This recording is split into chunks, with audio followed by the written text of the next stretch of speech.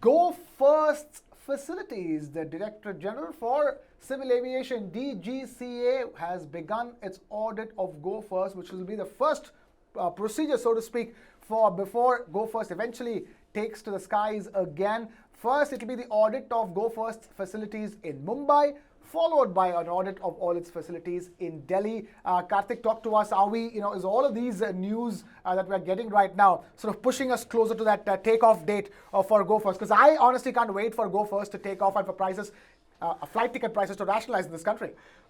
It looks like finally every day we move about an inch more on the taxiway, hoping to get on the runway soon enough to take off. It really feels like we're sitting in a flight, taxiing, waiting for it to take off. Yeah. So I'm sure all the pilots and the management at Go First are singing, "We shall overcome" every day and moving 1 inch at a time. So it looks good. I mean, the fact that the Committee of Creditors has given an interim approval of over 450 crore rupees to be infused for operations to restart for Go First. The fact that the audit has started on time, as stated, 4th July to 6th July, 3-day audit was meant to be done.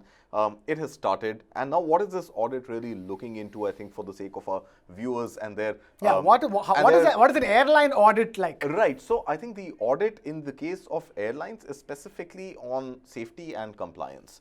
So are your aircraft which have not flown well maintained? Are the engines in the serviceable engines, of course, not the Pratt & Whitney grounded engines, the engines that you have on board the 26 odd airplanes which are fly worthy right now, are they in a condition to fly? And are the engines, are the instruments, is everything pretty much in order for those aircraft to be able to take to the skies without compromising on safety? And the second, of course, is compliance, the licenses of the pilots, overall the crew, availability of crew, the hygiene standards of the food that would be served in the aircraft, etc. So overall, from the safety and compliance standpoint, I think DGCA will have to audit all aircraft and all stations that Go First operates from, and only then I think the Air Operator's Certificate, called the AOC, is going to be reissued to Go First, which, as we all know, grounded its flights on the 3rd of May. And as we speak, despite this audit, flights continue to stand cancelled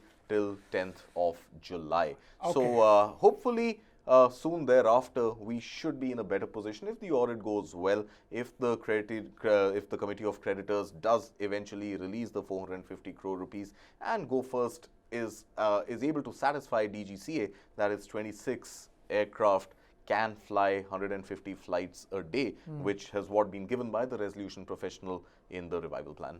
So we are in the month of July, at least till the 10th of this month. We're not looking at anything happening. Nothing is moving. We're going to be on the taxiway still, absolutely still, not even moving on the taxiway. Now the question is, after the 10th of July, will it be pushed taxi towards the runway or pushed back into the hangar? I think we're all hoping for the former. Because there are no guarantees on this front. What we are telling you is that there are indicators, there are processes that are happening that can push Go First's takeoff date closer and closer.